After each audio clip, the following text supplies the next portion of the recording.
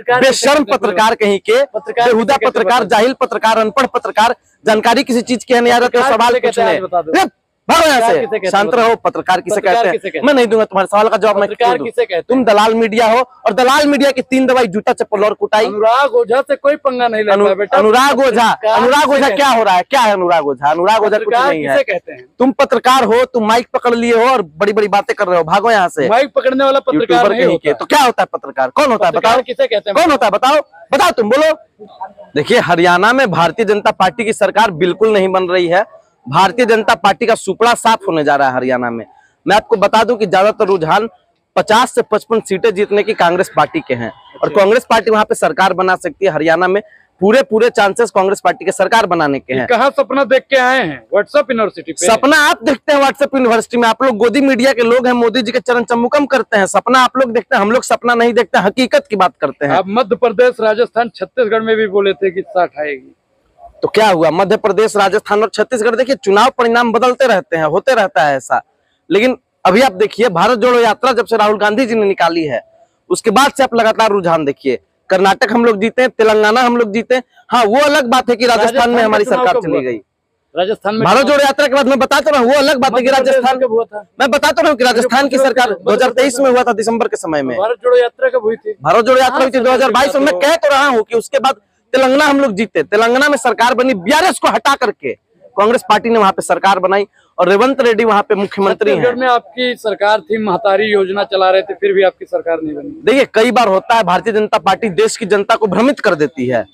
तो जहाँ जीत जाओ तो भ्रमित नहीं करती है, जहाँ हार जाओ वहाँ भ्रमित करती है। गजब हाल है। तो कैसे नहीं भ्रमित करती है भारतीय जनता पार्टी? राजस्थान में लोगों ने क्यों वोट दिया भारतीय जनता पार्टी को? आप लोग, भारतीय जनता पार्टी ने वहां पे बड़ी बड़ी बातें की। वो कन्हैया लाल का मुद्दा उन्होंने उठाया, जो एक गरीब टेलर की हत्या हो गई थी। लेकिन जो हमारी आम जनता है, जो अपने रोजमर्रा के जीवन में व्यस्त रहती है, उसको नहीं पता है कि कैसे कन्हैया लाल के मामले को दबाया है भारतीय जनता पार्टी ने। नहीं, हरियाणा सर्वे में तो दिखा रहा है कि बीजेपी की 70 सीटें आ रही है।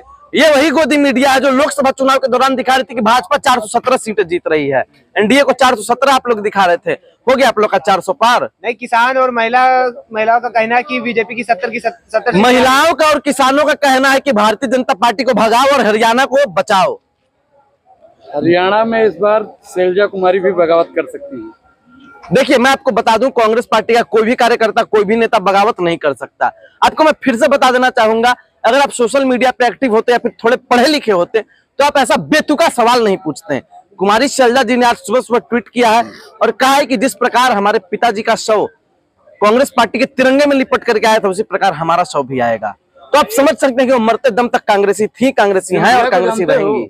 इनको सिंधिया, वही जो गद्दार निकल गया, भारतीय जनता पार्टी में चला गया, और आप लोगों को पैसा उसी ने दिया और आप लोग उसका प्रचार कर रहे हैं। सिंधिया भी तो कह रहा था कि बीजेपी में नहीं जाएंगे। बोलने दीजिए, सिंधिया हमारे पार्टी का नागरिक नहीं है, न हम सिंधिया को जानते हैं, न ज्योतिरादित्य सिंधिया कांग्रेस पार्टी के सदस्य हैं। मैं कुछ नहीं बोलना चाहूंगा ज्योतिरादित्य सिंधिया के बारे में। गुलाम नबी आजाद ने भी तो कहा था कि कांग्रेस में ही रहेंगे, कांग्रेस ने बहुत कुछ किया। देख, गुलाम नबी आजाद जी की जहां तक मैं बात करूं, काफी सीनियर लीडर रहे थे कांग्रेस पार्टी के। क्यों छोड़ दिया? काफी ज्यादा सीनियर लीडर रहे थे। कांग्रेस पार्टी ने उनको मुख्यमंत्री तक बनाया जम्मू कश्मीर का, राज्यसभा से सांसद बनाया, लोकसभा से सांसद बनाया, यूथ कांग्रेस के राष्ट्रीय अध्यक्ष तक बनाया उनको। लेकिन होता है कई बार परिस्थितियां बदलती हैं। भारतीय जनता पार्टी आपको पता है किस प्रकार से लोगों को ब्लैकमेल करने का काम करती है, परेशान करने का काम करती है।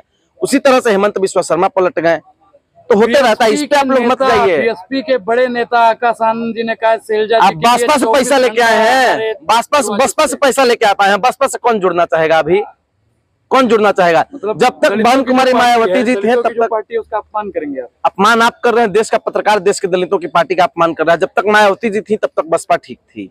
बसपा है नहीं क्या? मायावती जी अभी अध्यक्ष हैं बसपा की, दावेदार है वो। आप भी है प्रधानमंत्री के दावेदार। आप देखिए, एक बात मैं बताना चाहूंगा, उत्तर प्रदेश में एक घटना घटी थी। अखिलेश यादव जी ने कह दिया था कि माफिया और मठाधीश में कोई अंतर नहीं होता है, और इस पे बहुत से लोग बमक गए थे, बहुत से पत्रकार बमक गए थे, बहुत से नेता और मंत्री बमक गए थे। लेकिन मैं कहूंगा अखिलेश यादव जी ने बमके हुए हैं। अच्छा, मठाधीश शब्द खराब है? बिल्कुल नहीं, अच्छा है ना। तो आप देश के पत्रकारों के मठाधीश हैं। हाँ, मैं मठाधीश हूँ। आप पिनकिएगा मत इस पे। मैंने तो आप देश के पत्रकारों के मठाधीश हैं, देश के दलालों के मठाधीश हैं, देश का बेड़ा गर्क करने वाले लोगों के मठाधीश हैं, देश का बेड़ा गर्क करने वाले लोगों के मठाधीश हैं। आपको उससे क्या मतलब है? करते क्या है? आप जैसे दलाल पत्रकारों की ठुकाई, अगर 2 लाख रुपए आपकी जेब में होता तो बिहार में आपको नौकरी मिल जाती, दिल्ली में ना भटकना पड़ता। अरे यार, तो सरकार तुम्हारे भाजपा के नरेंद्र मोदी की है, क्यों नहीं दे रहे हैं वो नौकरी? दे, रोजगार की बात करें, अब काहे नहीं आते हैं? भाई और बहनों, बहुत हुआ युवाओं पे अत्याचार। अब की बार मोदी सरकार 2014 में बोले थे ना, बिहार में तो सरकार में है आपके नीतीश चाचा और आपके मोदी चाचा, दोनों है काम वहाँ। नहीं करते हैं तो सत्ता में कैसे आते हैं? देखिए, अगर मैं अपना फोन खोल दूं और इंस्टाग्राम का रील्स देखने लगूं ना, तो नरेंद्र मोदी जी हमारे रील्स में भी नहीं आएंगे। तो जो आदमी इंस्टा के रील पे नहीं आ रहा है, वो सत्ता में कैसे आएगा? ये बात आप समझ सकते हैं। और जहां तक बात है चुनाव जीतने और हारने की, प्रधानमंत्री बने। हाँ बताइए। तीसरी बार प्रधानमंत्री बने। अनिल मसीह का नाम सुना है आपने? अरे सुना है अनिल मसीह का नाम? ये वही अनिल मसीह है जिसने चंडीगढ़ के मेयर के चुनाव में 8 वोटों की बेईमानी की थी। अच्छा, तो बाकी आप समझ सकते हैं। तब बेईमानी नहीं होती है, जब हार जाते हैं तो फुदकने लगते हैं। हम लोग नहीं हारे हैं, हम लोग जीते हैं और जीत रहे हैं। अभी आपको बता दें, हरियाणा में कांग्रेस पार्टी जीतेगी, जम्मू कश्मीर में कांग्रेस पार्टी जीतेगी, झारखंड में कांग्रेस पार्टी जीतेगी, बिहार में कांग्रेस पार्टी जीतेगी, और आपकी दिल्ली में भी आम आदमी पार्टी को हराएगी और कांग्रेस के यहाँ पे सरकार बनेगी। इतने बार से जमानत नहीं बचा पा रही है। इस बार आप देखिएगा, माहौल कुछ और होगा। अगर आप जैसे पत्रकार अपना ईमान नहीं बेचे तो माहौल कुछ और होने वाला है। सरकार जनता बनाती है या पत्रकार बनाता है? पत्रकार जो दिखाता है वही जनता देखती है। देश की जनता काफी भोली भाली है और कोई बात नहीं है। मैं सबसे पहले कहूंगा कि अगर केंद्र में सरकार आती है कांग्रेस पार्टी की, राहुल गांधी जी प्रधानमंत्री बनते हैं, तो इन दलाल चाटुकार पत्रकारों को बंद करना चाहिए, इन पे बैन लगाना चाहिए। ये पत्रकार देश के लिए खतरा है, जितना इस देश के लिए और देश के युवाओं के लिए बीड़ी, सिगरेट, तंबाकू, दारू ये सब खतरा नहीं, उससे ज्यादा खतरनाक ये पत्रकार लोग हैं। इन पत्रकारों से देश के युवाओं को भी खतरा है, देश की महिलाओं को भी खतरा है। आपको एक बात पता होगी कि कुछ पत्रकार अभी हैं देश के, चंद पैसों के लिए अपना ईमान बेच दे रहे हैं। आप इन पे क्या कहना चाहेंगे? उनको छोड़िए, मुद्दों पर बात। मैं आपको पकड़ूंगा, उनको छोड़ दिया। आप बीजेपी के एजेंट हैं, आप बीजेपी के एजेंट हैं। शैलजा, पहले पत्रकार इज्जत से नाम लो, सुरजेवाला इज्जत से नाम लो, माफी मांगो पहले। अपने चाचा मोदी जी को नाम के आगे मोदी जी लगाओगे और शैलजा जी के नाम के आगे शैलजा बोलोगे? तीनों साथ में क्यों नहीं, मंच साझा क्यों नहीं? तुम्हारा नड्डा, राजनाथ और ये नितिन गडकरी जी क्यों नहीं है साथ में? साथ में है। नितिन गडकरी जी साथ में है। अरे पत्रकार, गजब हाल है। हमें मालूम है जन्नत की हकीकत, लेकिन दिल को खुश रखने का गालिब ख्याल अच्छा है। गालिब तो जन्नत की हकीकत करता रहा, गालिब जिंदगी भर यही भूल करता रहा। धूल चेहरे पे शीशा पोछता रहा। तुम शीशा पोछने का काम कर रहे हो, तुम देश को बर्बाद करने का काम कर रहे हो, देश का बेड़ा गर्क करने का काम कर रहे हो। पत्रकारिता का जो कीड़ा काट रहा है ना तुम लोगों को, ये पत्रकारिता का कीड़ा नहीं है, चंबुकम का कीड़ा है, और इस कीड़े को कीटनाशक देकर के मार दिया जाएगा। क्या पत्रकारों को मारने काटने की बात करते हैं? बिल्कुल, मैं तो कह रहा हूं तुम पत्रकारों को जेल में डाल देना चाहिए। जेल में डाल देगा, आवाज कौन उठाएगा? आवाज नहीं, तुम लोग भाजपा की दलाली कर रहे हो। अगर तुम जैसे पत्रकार जेल में रहेंगे तो ये देश सुधर जाएगा, देश आगे जाएगा। आपके जैसे मानसिकता के लोग इस देश के लिए खतरा है, और आपके जैसे मानसिकता के लोग पूरे विश्व के लिए खतरा है। आप जैसे पत्रकार देश का बेड़ा गर्क करने का काम कर रहे हैं, आप वही पत्रकार लोग हैं। पत्रकार देश के पत्रकार किसे कहते हैं जानते हो? जो माइक पकड़ ले, कैमरा पकड़ ले, लेख लिखना शुरू कर दे और मोदी जी के चरण चंबुकम करना शुरू कर दे, भाजपा के लिए कसीदे पढ़ना शुरू कर दे, वही आप लोगों की नजर में पत्रकार है, दूसरा पत्रकार नहीं है। बेशर्म पत्रकार कहीं के, बेहुदा पत्रकार, जाहिल पत्रकार, अनपढ़ पत्रकार, जानकारी किसी चीज की है नहीं, तो सवाल पूछने से शांत रहो। पत्रकार किसे कहते हैं? मैं नहीं दूंगा तुम्हारे सवाल का जवाब। मैं तुम दलाल मीडिया हो, और दलाल मीडिया की 3 दवाई, जूता, चप्पल और कुटाई। अनुराग ओझा से कोई पंगा नहीं लेना बेटा। अनुराग ओझा क्या हो रहा है? क्या है अनुराग ओझा? अनुराग ओझा कुछ नहीं है। कहते हैं तुम तुम पत्रकार हो, तुम माइक पकड़ लिए हो और बड़ी बड़ी बातें कर रहे हो, भागो यहाँ से। माइक पकड़ने वाला पत्रकार नहीं होता। तो क्या होता है पत्रकार? कौन होता है बताओ? किसे कहते हैं? कौन होता है बताओ?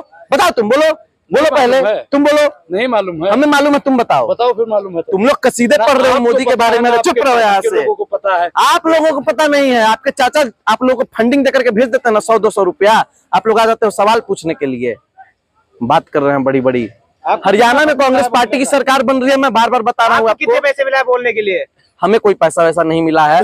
हम देश को वास्तविकता से परिचित कराने का काम करते हैं, और आप जैसे लोगों को एक्सपोज करने का काम करते हैं। आज तक अपने देश के लिए हमने अपने देश के लिए बहुत सा काम किया है। क्या किया है? जब भी कहीं पे देश में दलितों का शोषण होता है, मितेश पांडे वहां गुजरता है। दलितों की पार्टी का अपमान अभी आपने किया है। हमने नहीं किया है, आपने किया है। आप कह रहे हैं कि शैलजा जी बसपा में जा सकती हैं, हमने बोला कि वो नहीं जाएंगी। आनंद ने कहा है 24 घंटा इनके लिए। आकाश आनंद जी की बातों को छोड़िए, मैं मायावती जी को नेता मानता हूँ बसपा का, और किसी को नहीं। एक लाइन में मैं आपको जवाब दे रहा हूँ।